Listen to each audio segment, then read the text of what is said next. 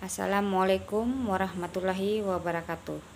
Perkenalkan, nama saya Ari Retno Khotimah, mahasiswa kelas B dari Program Pendidikan Sarjana Terapan Kebidanan Poltekkes Kemenkes Mataram. Dalam kesempatan ini, saya akan menelaah jurnal yang berjudul Pengalaman Psikologis Kehamilan Pranikah pada Usia Remaja.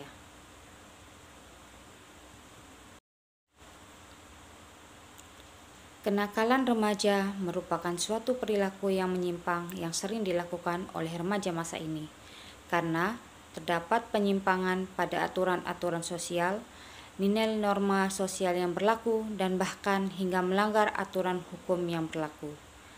Era globalisasi ini banyak remaja yang melakukan penyimpangan sosial hingga menimbulkan kerugian bagi keluarga, masyarakat, ataupun fasilitas umum yang ada. Tidak sedikit kenakalan remaja ini menimbulkan beban fisik pada orang lain. Remaja berani untuk merampok, membunuh, tawuran, bahkan melakukan pemerkosaan terhadap anak kecil dan melakukan seks bebas.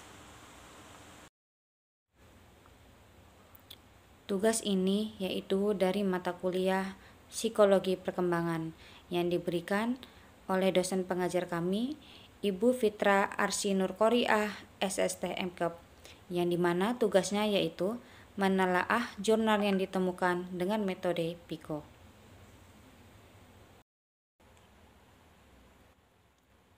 Metode yang digunakan yaitu metode PICO, yang dimana P adalah problem.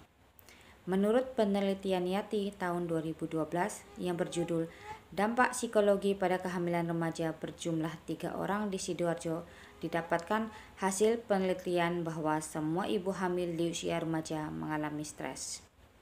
Berdasarkan studi pendahuluan yang dilakukan oleh peneliti pada 2 Januari 2017 melalui wawancara secara langsung di Kelurahan Purwosari, Kecamatan Mijen terhadap 2 remaja mengatakan malu dengan kehamilannya karena hamil di luar nikah, takut untuk keluar rumah karena menjadi perbincangan tetangga, serta merasa canggung dengan keluarga saat berkumpul karena telah melakukan kesalahan. Selain itu juga merasa takut apabila nanti bayinya mengalami kecacatan dan merasa bingung dengan perubahan bentuk tubuh saat hamil seperti payudara terasa kencang, perut terasa sakit di pagi hari, mual dan muntah hingga lemas.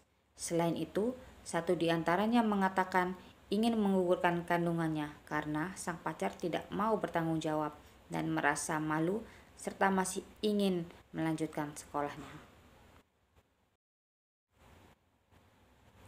Populasi pada jurnal ini yaitu menurut Badan Kependudukan dan Keluarga Berencana mengatakan bahwa angka fertilitas remaja pada kelompok usia 15-19 tahun mencapai 48 dari 1000 kehamilan.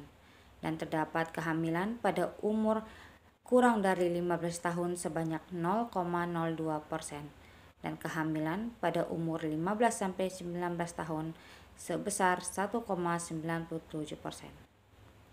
Dan sampel pada jurnal ini terdapat 3 orang, yaitu Nyonya S berumur 19 tahun, Nyonya K berumur 18 tahun, dan Nyonya R berusia 19 tahun. Metode PICO selanjutnya yaitu I, intervention, yang dimana penelitian ini menggunakan metode deskriptif kualitatif, pendekatan fenomenologi dengan menggali fenomena tentang pengalaman psikologi kehamilan pranikah pada usia remaja di Kelurahan Purwosari, Kecamatan Mijen. Partisipan dalam penelitian ini sebanyak 3 orang. Peneliti menggunakan teknik wawancara mendalam dengan teknik pengambilan sampel purposive sampling. Peneliti dalam memvalidasi data dengan partisipan menggunakan member check. Metode selanjutnya yaitu C, comparison, yang dimana partisipan hampir sama, yang dimana ketiga respon lingkungan partisipan mengungkapkan kaget setelah mengetahui kehamilannya. dan seluruh partisipan merasa kecewa dan khawatir terhadap masa depannya, sehingga muncul keinginan untuk menggugurkan kandungannya. Namun, partisipan mengevaluasi kembali tindakan tersebut dan tetap melanjutkan kehamilannya. Metode selanjutnya yaitu O outcome, yang dimana pertama mengidentifikasi tanda-tanda kehamilan. Berdasarkan hasil penelitian didapatkan gambaran bahwa seluruh partisipan mengalami tanda-tanda kehamilan seperti keterlambatan haid, payudara kencang, sering buang air kecil, mual muntah, perubahan uterus, dan juga perubahan psikologi. Perubahan ini meliputi kaget, takut, dan juga menerima. Selanjutnya ada identifikasi dampak psikologi, yang dimana berdasarkan hasil wawancara dengan partisipan, mereka mengaku kaget dengan kehamilannya, baik dari keluarga maupun pasangan. Partisipan mengaku belum siap dengan kehamilannya dan tidak siap untuk menjadi ibu. Selain itu, mereka juga merasakan masalah psikologi berupa takut, marah, kecewa, khawatir, serta stres dan depresi. Selanjutnya yaitu identifikasi mekanisme coping. Hasil wawancara yang telah dilakukan didapatkan ketiga partisipan menggunakan mekanisme coping adaptif. Pada partisipan pertama, dirinya mengungkapkan bahwa kasihan dengan yang di dalam jika stres, sehingga partisipan pertama lebih memilih bersenang-senang untuk menghilangkan stres yang dialaminya dan berpikir positif dengan selalu mengingat keluarga dan agamanya, serta bersikap pasrah dan menerima terhadap kenyataan yang di dalamnya. Pada partisipan kedua mengungkapkan bahwa akan mengambil hikmah dari setiap kejadian yang dialaminya dan berpikir positif. Sementara untuk partisipan ketiga mengatakan lebih baik dibuat tidur terus dan sholat.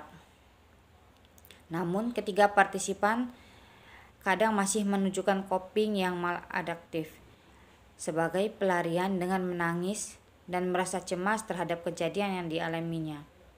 Selain itu, ketiga partisipan mempunyai keinginan untuk menggugurkan kandungan dan mencoba bunuh diri.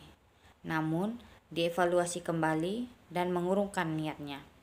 Dan dalam hal ini, bentuk mekanisme coping seluruh partisipan adalah EFC, yang dimana berfokus dalam mengatasi emosi akan menjadi lebih baik. Selanjutnya yaitu menganalisa kasus yang ditemukan di lapangan, yang dimana banyak remaja mengaku takut jika harus mengungkapkan kehamilannya kepada orang tuanya, bahkan harus dipaksa oleh orang tuanya dulu baru mengaku. Hal ini sesuai dengan teori menurut AD tahun 2011 yang menyatakan timbulnya perasaan takut dan bingung yang luar biasa, terutama bagi wanita yang menjadi objek akan merasakan ketakutan yang besar terhadap respon orang tua, dan biasanya mereka menutupi kehamilannya, sehingga didapatkan tindakan lain dan orang tua baru menyadari setelah perut anaknya kelihatan membuncit. Selain itu, rasa takut dan marah juga dirasakan jika kekasih yang menghamilinya tidak mau bertanggung jawab dan tidak mau menolongnya keluar dari kondisi yang rumit itu. Cemas juga dirasakan remaja dengan kehamilan pranikah. Jika teman-temannya mengetahui, apabila pihak sekolah juga yang mungkin saja akan mengeluarkannya dari sekolah. Rasa takut juga muncul karena ia tidak siap untuk menjadi seorang ibu dan memunculkan keinginan untuk mengakhiri kehamilannya. Selanjutnya yaitu saran. Saran ini ditujukan kepada remaja itu sendiri, masyarakat, dan orang tua. Yang dimana pada remaja yaitu pertama diharapkan dapat mempertimbangkan pertemanan, memilih pertemanan yang baik dan cocok sehingga dapat menjaga diri dalam bergaul.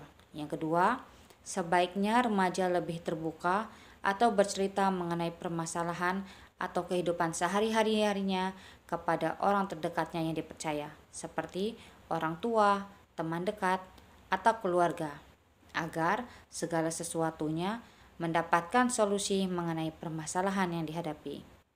Dan yang ketiga, lebih mengenal mengenai dampak dari pergaulan bebas sehingga menghindari hal-hal tersebut agar tidak merusak diri maupun masa depan. Yang keempat, dapat membentuk karakter yang positif agar dapat menjadi pribadi yang kuat dan berpendirian sehingga dapat mengendalikan diri walau memiliki kesempatan untuk hidup bebas.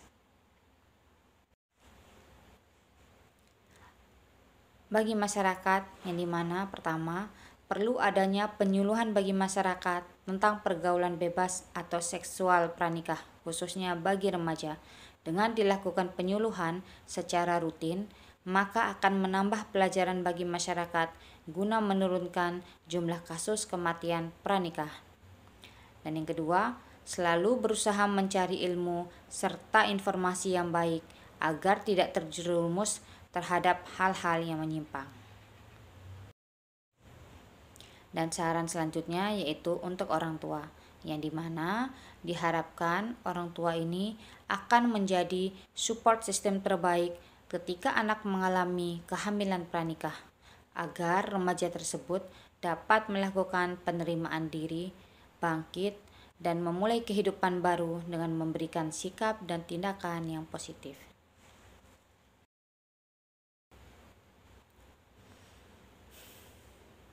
Demikian tadi pembahasan jurnal dengan judul Pengalaman Psikologi Kehamilan Pranikah pada Usia Remaja. Semoga video ini dapat bermanfaat bagi kita semua dan dapat menambah wawasan ataupun ilmu pengetahuan. Wabillahi taufiq wal hidayah. Wassalamualaikum warahmatullahi wabarakatuh. Terima kasih.